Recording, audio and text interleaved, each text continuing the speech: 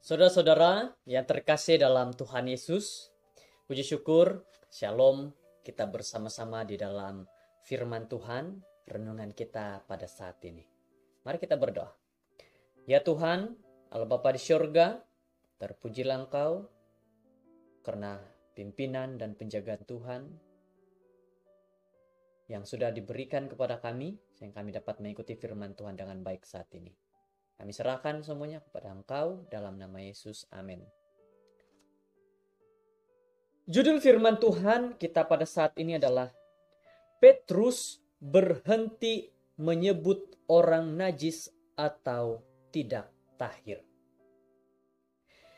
Di dalam ayat renungan kita, Kisah Para Rasul 10 ayat 28 berkata, Ia berkata kepada mereka, kamu tahu betapa kerasnya larangan bagi seorang Yahudi untuk bergaul dengan orang-orang yang bukan Yahudi atau masuk ke rumah mereka. Tetapi Allah telah menunjukkan kepadaku bahwa aku tidak boleh menyebut orang najis atau tidak tahir. Inilah yang diberikan oleh Petrus. Petrus ialah seorang nelayan dari Laut Galilea. Dan mungkin tidak mempunyai minat sama sekali untuk pergi ke pejabat pos tempatan untuk memohon paspor. Faktanya adalah sangat sedikit orang yang mengembara jauh pada zaman itu. Dan individu-individu pada asasnya dilahirkan, menetap dan meninggal dunia di bandar yang sama, di mana mereka membesar. Jadi tidak diragukan bahwa Petrus benar-benar berada di luar zona selesa apabila dia dan Yohanes disuruh pergi ke Samaria untuk membuat tindakan susulan ke atas peminat Injil yang telah wujud di sana. Suatu hari sebelum makan tengah hari, Petrus naik ke atas bumbung rumah untuk berdoa dan menerima satu penglihatan yang sangat menggelisahkan. Saudara-saudara, inilah penglihatan yang menggelisahkan yang meminta dia makan daging-daging haram dan menjijikan. Penglihatan itu diulang sekali lagi. Rasul yang merasa ngeri itu benar-benar tidak tahu apa yang harus dipikirkan. Sementara beberapa hamba di Kornelius telah dikirim untuk mengambil Petrus dan membawa dia ke rumah tuan mereka supaya Rasul Agung itu boleh mengajar Alkitab kepada mereka.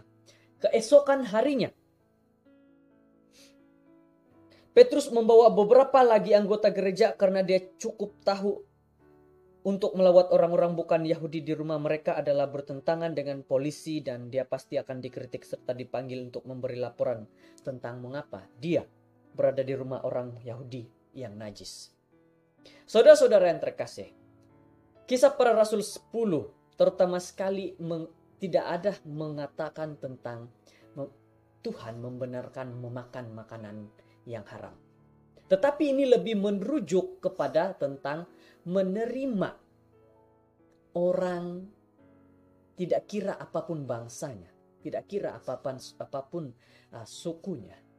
Karena kalau kita baca daripada ayat yang pertama sehingga ayat yang terakhir menunjukkan bahwa di situ Yesus hanya menunjukkan kepada Petrus bahwa apapun yang dikatakan kepada Petrus harus menerima orang-orang yang bukan Yahudi.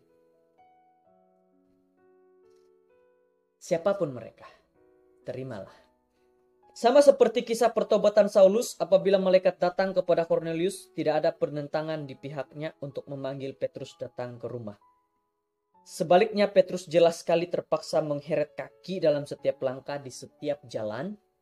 Walaupun dia ragu-ragu, namun Roh Kudus datang memberkati orang-orang bukan Yahudi itu dengan itu memberi syarat kepada gereja bahwa Tuhan mahu menggabungkan semua orang dalam persekutuan umat-umat percaya. Saya ingin katakan sekali lagi kepada kita, Tuhan ingin mempersatukan semua umat-umat percaya. Tidak kira kau berbangsa Kadazan, orang dusun, Cina, Murut atau apa-apa bangsa pun, kita dikatakan pada saat ini Tuhan ingin mempersatukan. Tuhan ingin mengajak kepada kita sebagai umat-umat percaya bersama-sama. Jangan dipisah-pisahkan, jangan memandang ras, jangan memandang suku bangsa, tetapi pandanglah kepada Tuhan saja. Kiranya firman Tuhan kita pada saat ini memberikan kita nasihat yang baik. Petrus berhenti menyebut orang najis atau tidak tahir. Dan kita pada saat ini berhenti terlalu melihat-lihat kepada suku bangsa ataupun membuat kelompok-kelompok. Tetapi marilah kita bersatu di dalam satu kelompok yang telah Tuhan sediakan, yaitu menjadi umat-umat percaya yang hanya datang kepada Tuhan saja. Kiranya kita diberkati dengan firman Tuhan pada saat ini. Mari berdoa. Bapa di surga, puji syukur kepada Engkau dengan nasihat yang telah Tuhan berikan, sehingga kami dapat mengerti, kami dapat memahami bahwa Tuhan mahu kami bersatu dan tidak berpisah-pisah, berpuak-puak. Terima kasih Tuhan atas nasihat-Mu ini. Terima kasih atas dorongan-Mu. Berkati kami sepanjang hari ini dalam apapun kami laksanakan. Dalam nama Yesus, amin.